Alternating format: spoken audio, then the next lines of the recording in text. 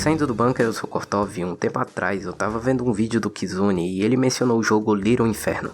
Pra quem não conhece, Little Inferno é um jogo que foi lançado inicialmente lá em 2012, mas que ficou mais famoso aqui no Brasil uns 3 anos atrás, quando vários youtubers famosos como o Alan e o Phelps gravaram séries zerando o jogo. E eu também comprei e zerei o jogo em 2017 mesmo, e pra mim era só um joguinho da hora com uma pequena crítica ao capitalismo no meio. Mas pensando agora, eu comecei a refletir sobre a história do jogo e eu lembrei o quão bom era, e eu decidi rejogar e ver o que eu via no jogo dessa vez. E só avisando que se tu ainda não jogou Little Inferno e pretende jogar ainda, eu recomendo que tu jogue ele antes de ver esse vídeo, porque eu vou spoiler praticamente a história do jogo inteiro. É um ótimo jogo, divertido de jogar e o final é bem surpreendente. Eu com certeza recomendo. Tá custando em torno de uns R$30 na Steam, roda em praticamente qualquer PC hoje em dia, por mais que os gráficos lindos não deem a entender. E uma run dura de umas 7 a 8 horas, ou talvez menos, eu jogo meio devagar. Então tu consegue zerar em um dia facilmente. Se tu acha que o jogo é muito curto pro preço, tu pode esperar uma promoção e tu provavelmente consegue comprar por uns R$20. Bom, avisos dados, vamos falar sobre Little Inferno.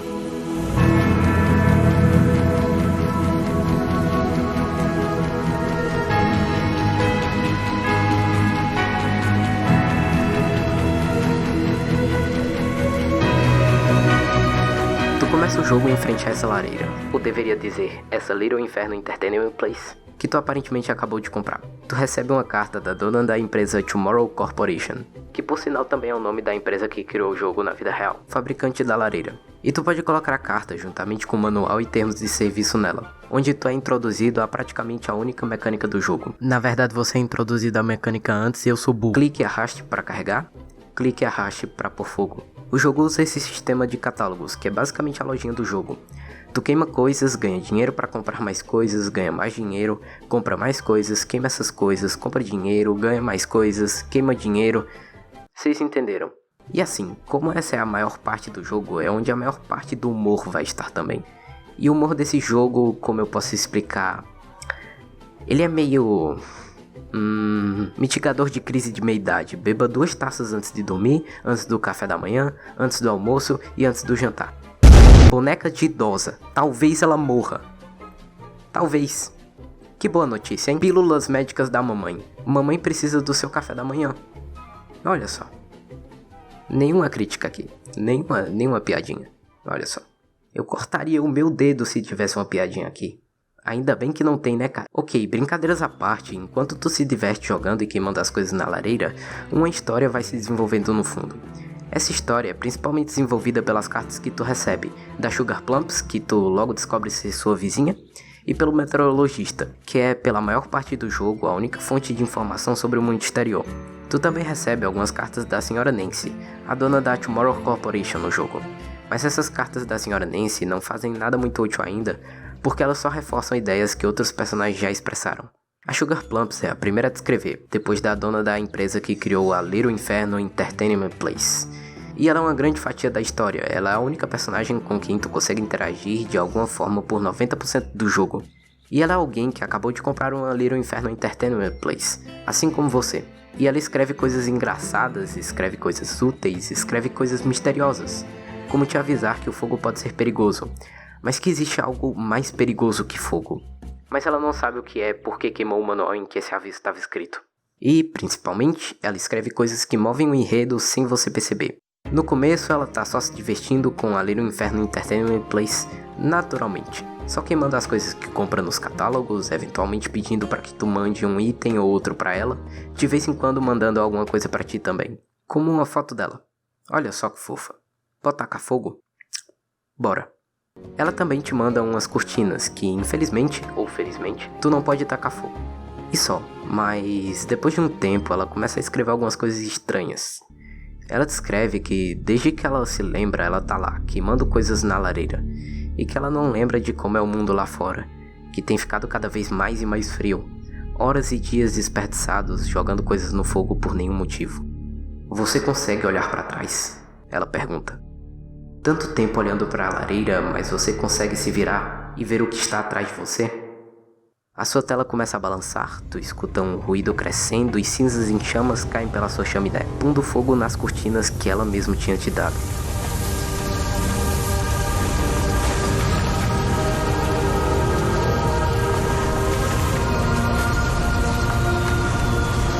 chamas logo deixam de cair, o ruído e o estremecimento param, e mais uma carta chega. É um meteorologista noticiando que mais uma casa havia queimado, e mais um cidadão se foi. O clima tem ficado cada vez mais frio, sem nenhuma previsão de melhora, e o meteorologista avisa mais uma vez. O fogo pode ser quente, o fogo pode ser divertido, mas o fogo pode ser perigoso. Mas tem algo ainda mais perigoso que o fogo. Fiquem seguros, garotos e garotas. Notícia do balão meteorológico sobre a fumaça, sobre a cidade, um meteorologista. Mas o que é mais perigoso que fogo? Como eu disse, o meteorologista é a única pessoa durante grande parte do jogo que te informa sobre o mundo exterior. Como ele sempre diz no final de todas as reportagens, ele tem uma visão privilegiada.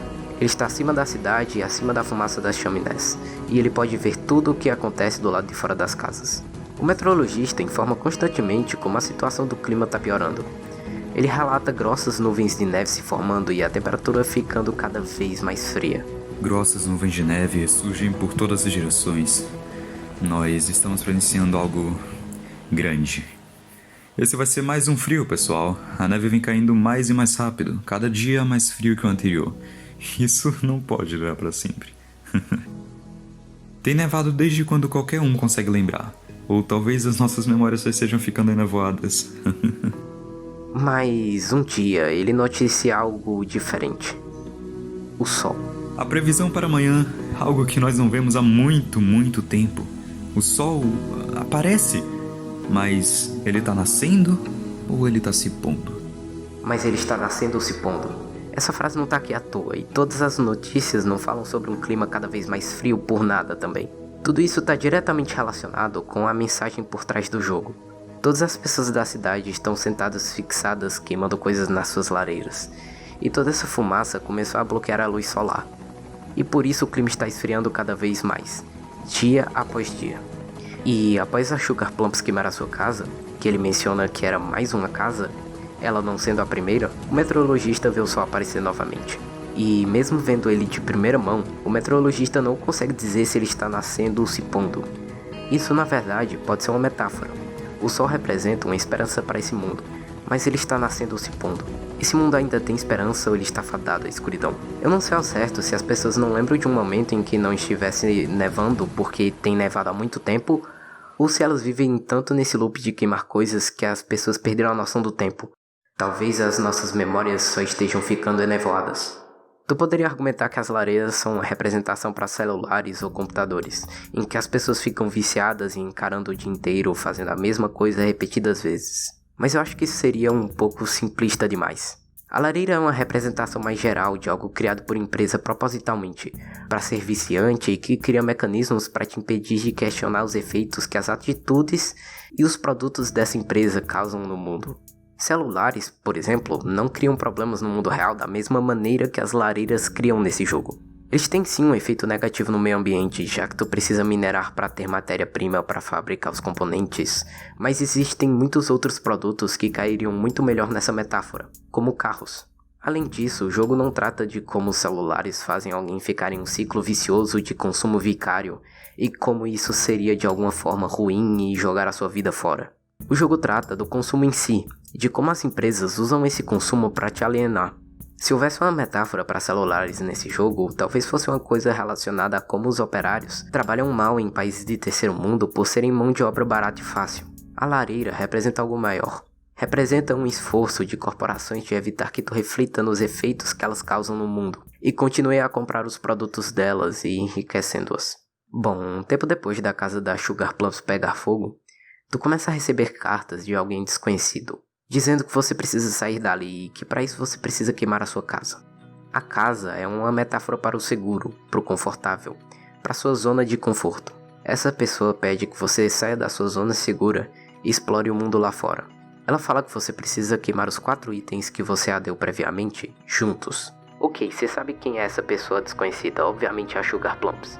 Então tu compra o imã, o vidro de vagalumes, o exterminador de brinquedo e os óculos da moda. Eu traduzi os nomes dos itens de cabeça, provavelmente tá tudo errado. E isso acontece. O jogo quebra. Essa coisa que parece um rosto abre os olhos. Sua casa pega fogo e tu, pela primeira vez, se encontra no mundo real. Andando um pouco, tu encontra o carteiro. Você nunca percebeu que ele entregava os seus pacotes. Tu nunca virou pra ver quem entregava suas coisas. Podia muito bem ser um robô, e tu não saberia. Seus pacotes estavam chegando, o resto não importa. Pra tu, o carteiro é só um objeto, uma ferramenta para tu conseguir algo, sem identidade.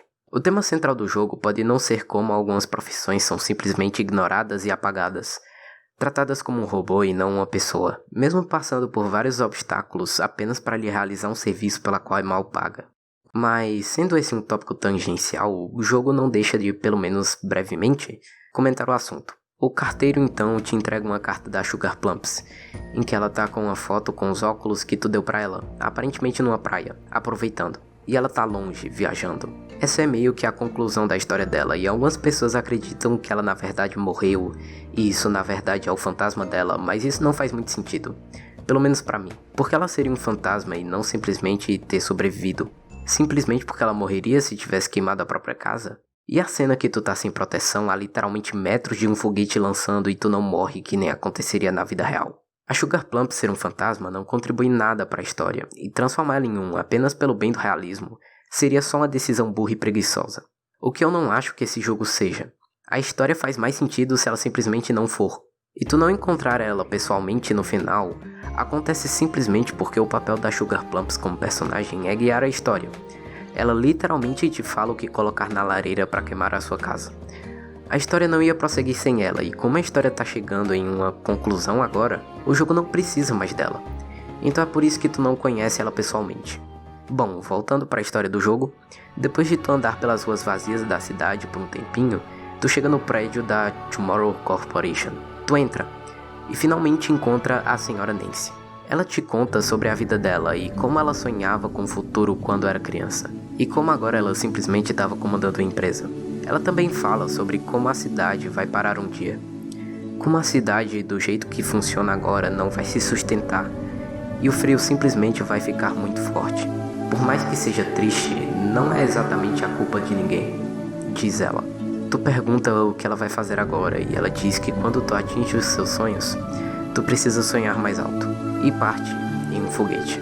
Tu pode interpretar isso como ela sendo uma velhinha muito boa, e que sabe do destino trágico e inevitável dessa pobre cidade. Mas eu não acredito nisso. A culpa da cidade estar desse jeito não é simplesmente de ninguém. A culpa é dela. Ela criou a Little Inferno. Ela é responsável pelo céu da cidade estar completamente tomado de fumaça. E que a cidade e todo mundo nela eventualmente vai morrer de frio. Ela poderia parar com isso a qualquer momento. Quando ela quisesse, ela poderia simplesmente avisar a todos do perigo e parar de vender coisas para elas queimarem. Mas ela nunca fez isso.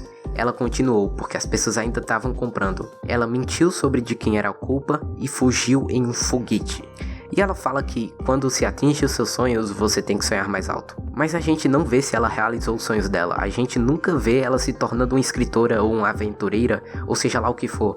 Ela apenas é dona de uma empresa de chaminé. A senhora Nancy é a primeira pessoa do jogo a dizer que existe algo mais perigoso que fogo. É do interesse dela que você tenha medo de algo mais do que o fogo da lareira. Então, o que é mais perigoso que fogo? Curiosidade. A senhora Nancy precisa que você não se pergunte o que tá acontecendo, que tu não se pergunte as consequências do que tu tá fazendo, porque senão tu pode parar de comprar as coisas dela. Ela também é a primeira pessoa a dizer que o fogo pode aquecer, o fogo pode ser divertido. Essa é mais uma ideia dela. Ela precisa que tu acredite que o mundo lá fora tá ficando estranhamente cada vez mais frio e que pra tu se proteger desse frio você precisa continuar comprando os itens do catálogo e queimando. E ela foge num foguete. Ela foge porque a cidade vai parar. A cidade vai congelar. Bem, então depois dessa visita a Nancy, tu sai do prédio da empresa e continua indo pra direita, onde você encontra um meteorologista que te leva no balão pra fora da cidade. Previsão do tempo de última hora. O sol está tão grande que você poderia quase tocá-lo. Isso é o começo de algo brilhante. Reportagem do balão meteorológico sobre a fumaça sobre a cidade. Boa noite. E esse é o fim do jogo. No fim das contas, a gente consegue a nossa resposta. O sol tá nascendo. Só pra ti mesmo, porque a galera na cidade ainda tá fudida. Mas pra ser sincero, eu acho que um dos maiores méritos desse jogo é ter envelhecido tão bem. Eu fui dar uma pesquisadinha extra pra fazer esse vídeo e eu fiquei genuinamente surpreso quando eu descobri que esse jogo tinha sido feito há quase uma década atrás. Ele funciona tão bem hoje em dia que eu achava que ele tinha saído lá pra 2017 e 2016 mesmo. Os gráficos não parecem limitados, a jogabilidade não parece velha ou aparenta usar mecânicas antigas e, principalmente, a crítica não ficou datada. Algo que faz muito parte do Zeitgeist. Olha só, tô falando bonito, mano. Dos anos 2000 e começo dos anos 2010 é a crítica social foda de tiozão de esquerda. Bebês cobertos de logos e marcas, charges de uma mão saindo da televisão e controlando o telespectador como se fosse um fantoche. Cê sabe como é. A mensagem que esse tipo de mídia tava querendo passar não ficou antiga nem deixou de ser legítima, mas o formato ficou extremamente defasado. Hoje em dia, esse tipo de crítica não te faz mais aparentar super inteligente, só te faz parecer chato, porque esse formato não tem nuance, não tem espaço para interpretação. Não é uma história com uma crítica sutil por trás que pode gerar uma discussão da hora. É só uma mídia que te trata como burro e incapaz de perceber sutileza e nuance. Ela só joga a mensagem crua na tua cara e tu tem que adotar ela. Fica até parecendo que não é muito diferente do alvo da crítica. A crítica é que a mídia de massas não é capaz de ter essa sutileza e acaba apenas te doutrinando e te tratando como um fantoche. Mas isso é a mesma coisa que essas críticas velhas faziam, sem sutileza e apenas querendo que tu acate a ideia porque senão tu tá sendo doutrinado pela mídia de massas. E Little Inferno não é desse jeito, é um jogo que conta uma história, que busca criticar um sistema e o estado das coisas, sem te tratar como um completo imbecil. A crítica não é jogada na sua cara, ela é apresentada e bem desenvolvida, e é por isso que esse jogo sempre parece tão atual. Bom, essa é a minha interpretação do jogo no fim das contas. Tu pode ter uma opinião completamente diferente sobre o jogo. Tu pode achar que os personagens realmente morrem quando queimam as casas e que o meteorologista é alguém que leva as almas pro céu. Tu pode achar que Little Inferno é um jogo sobre amadurecer e deixar pra trás os seus velhos brinquedos. Eu li isso num fórum e eu achei genuinamente interessante. Ou tu pode só achar que é só um joguinho divertido e relaxante. O que eu falei aqui é só a interpretação que faz mais sentido pra mim.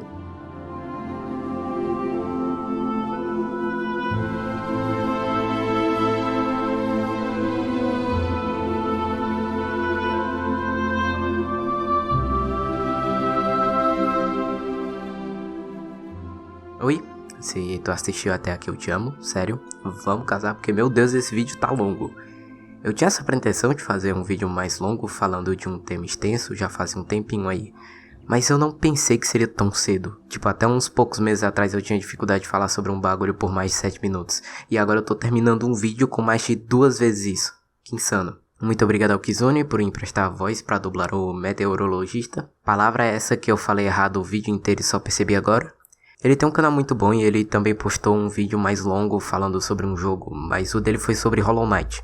E ó, tá maravilhoso. Vai lá ver agora. O link tá na descrição e vai estar na tela final também, então tu não tem desculpa. Eu não falei tanto assim sobre o jogo em si, jogabilidade, mecânicas. Inclusive eu fiquei o vídeo inteiro sem sequer mencionar que existe a mecânica de combos no jogo.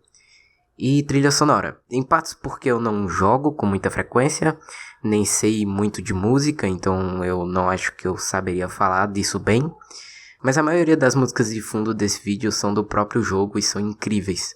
Enfim, é isso. Se minha voz tá meio estranha é porque eu tô cansado e semi-puto. Tchau. Tchau. Tchau. Vai embora. Vai embora.